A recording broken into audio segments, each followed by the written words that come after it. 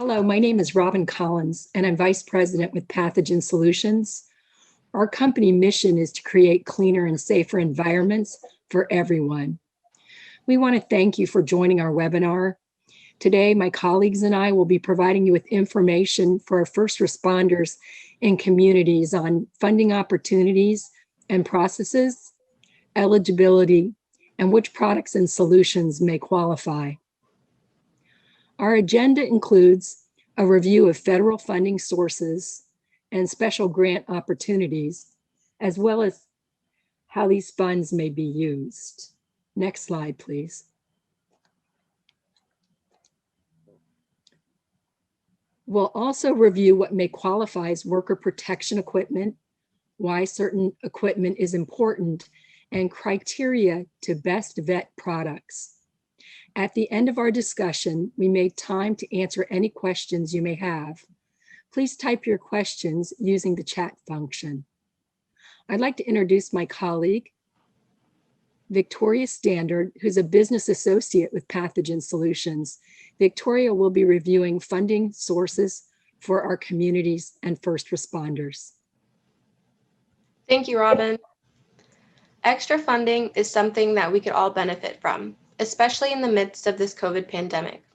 Luckily, there are many different funding opportunities available, such as the COVID relief funding, FEMA grants, and other grants. Starting with COVID relief funding, President Biden this past month passed a $1.9 trillion American Rescue Plan Act of 2021.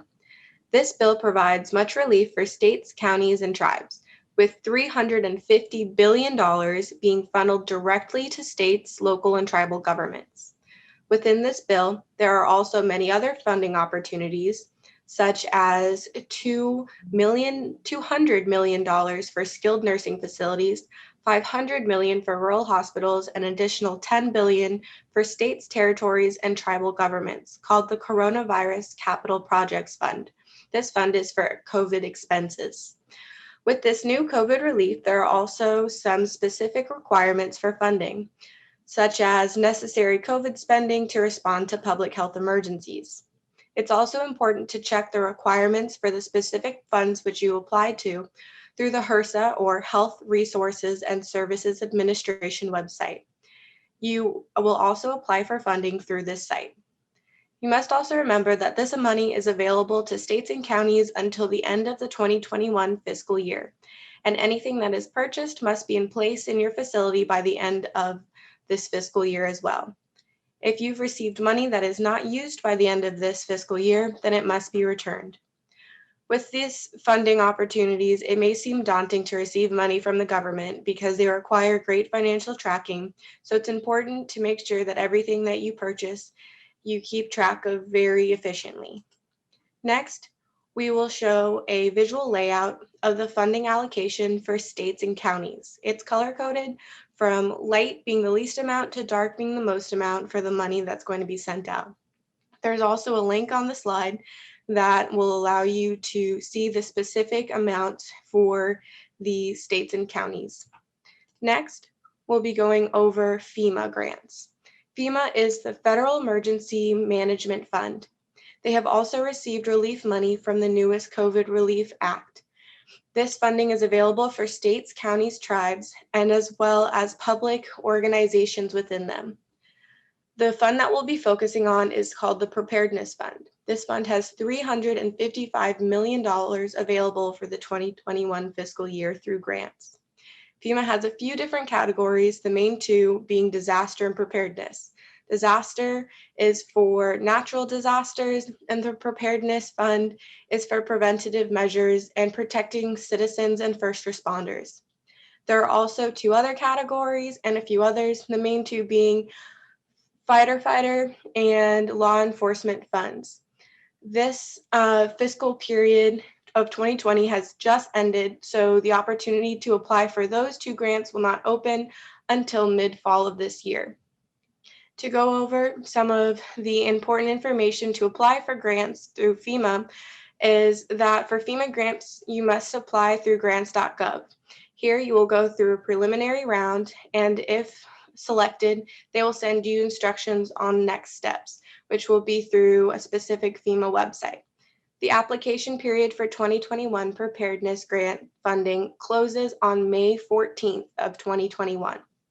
There are a few requirements necessary in order to apply for these grants, such as DUNS number, SAM's ID, and a grants.gov account. Of course, when we go over who can apply, as stated, it is states, local and tribal governments, and you can check the grants themselves for some extra possibilities of who can apply. Remember to apply for grants as early as possible. Many of these grants are open now, and you also want to remember that some of these grant applications can take up to 4 weeks to complete. That's if you do not already have a DUNS number or a SAM's ID. Requesting these materials can take a few weeks to get, whereas a grants.gov account can be made in a few seconds. Thank you for listening, and if you have any questions, remember to type them in. Next, let me introduce my associate, Brennan Larson, who will tell you some extra information about funding sources. Thank you, Victoria, for going over the COVID relief and FEMA funding opportunities. Now I want to take some time to go over some additional funding sources that are possible to obtain for your county, city, or tribal government. There are many sources, including grants.gov, that offer funding in the form of grants to specific states and counties within the United States. These can be for both posted and forecasted grants. These grants can be made available for county and city facilities, jails, emergency medical works, firefighters, law enforcement, and many other departments within local and state governments. An example of a forecasted grant is the Community Health Workers for COVID Response and Resilient Communities grant. This is provided through the CDC and can range from $350,000 to $5 million per selectee. Now, to get into the uses of these funds, within the 3 types of municipality funding, let's discuss the uses of funds for these sources. COVID relief funding can be used for necessary expenditures incurred due to public health emergencies with respect to the COVID-19 virus. It's important to note that these need to be new expenses for the year of 2021 and cannot be carried over from the 2020 fiscal year. Additionally, these expenses need to be purchased in the period that ends on December 31st, 2021. And as Victoria stated, any money that is not used will have to be returned. The purpose of FEMA grants is to provide financial aid for protection equipment to combat COVID-19. And the purpose for other applicable grants would be utilized for the specific purpose assigned in the grant that you apply for. If you're still unsure of what to do with any of these funding sources, our team would be more than happy to help you through the application process and offer any potential examples.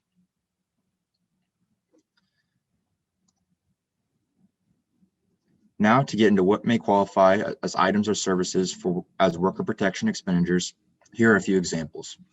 Some examples include social distancing stickers, separators, gloves and masks, hand sanitizing stations, shoe sanitizing stations, thermometers, and other types of temperature technologies.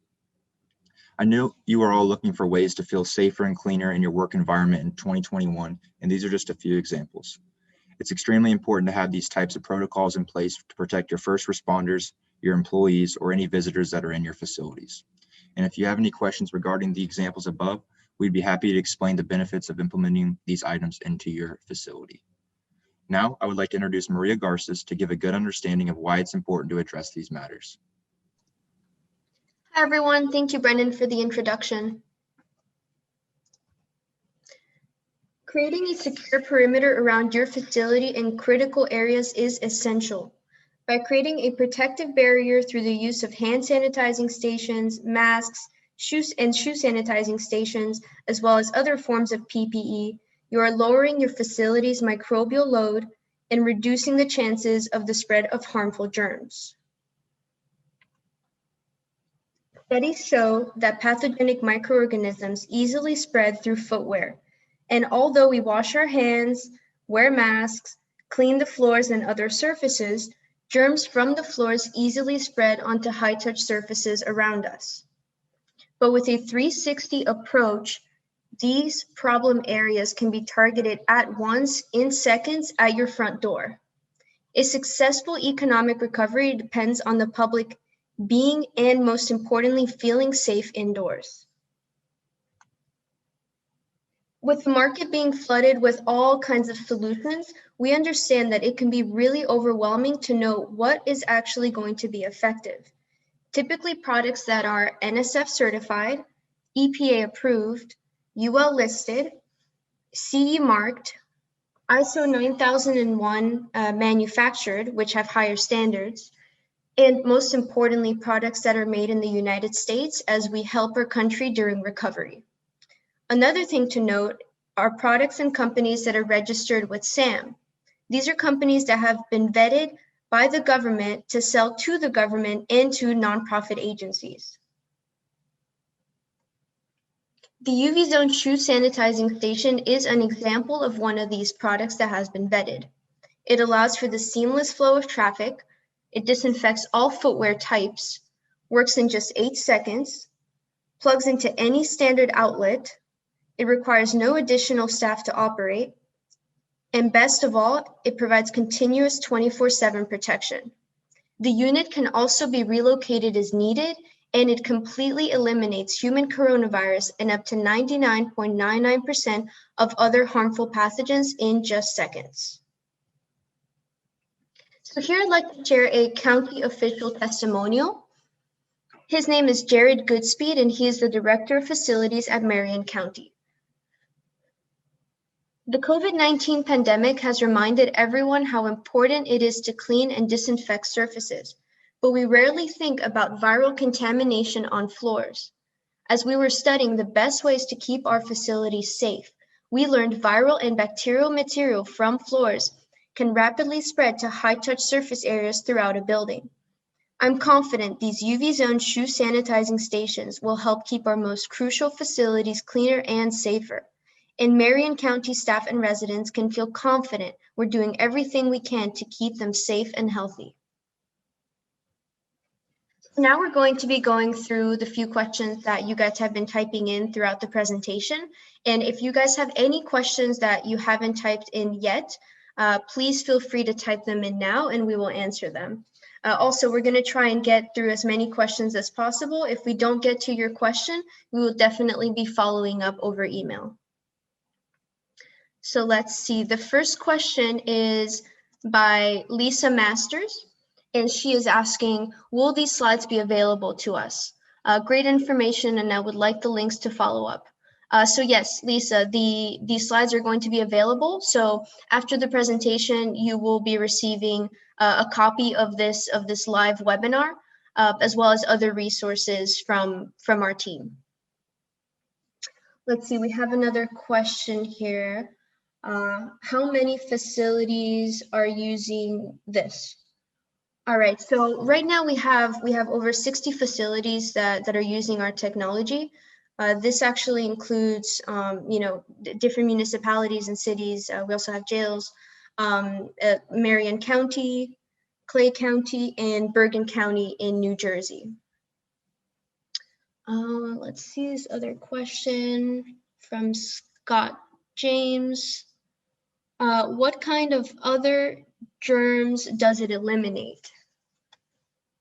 So the technology has actually proven effective to eliminate viruses, bacteria, and fungi, and that includes pathogens like C. diff, MRSA, E. coli, and most recently, we tested against norovirus. And of course, the technology does also eliminate human coronavirus. So let me see. Okay. That seems like all of the questions. Thank you guys for joining, and we hope that this was valuable. Oh, we see one more question from Lisa Masters asking if the shoe sanitizing station qualifies as an expense under the American Rescue Act. And yes, it does qualify as an expense under the American Rescue Act, because within the American Rescue Act, they state that funds can be used for COVID expenses, which means any type of protection, equipment, educational courses, or items that your facility believes is necessary to fight COVID. Thank you for your question. Thank you, Victoria, for answering that. We want to thank you for attending our webinar today. We're all committed to protecting our communities. If you need support in accessing funding or vetting solutions, please reach out to us. Here is our contact information. Thank you.